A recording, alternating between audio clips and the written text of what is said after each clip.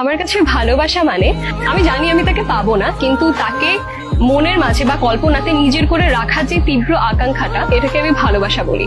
ভালোবাসা ধরে বেঁধেও হয় না, ধরে বেঁধে রাখাও যায় না। ভালোবাসা আমার কাছে একটা মায়ার মতো।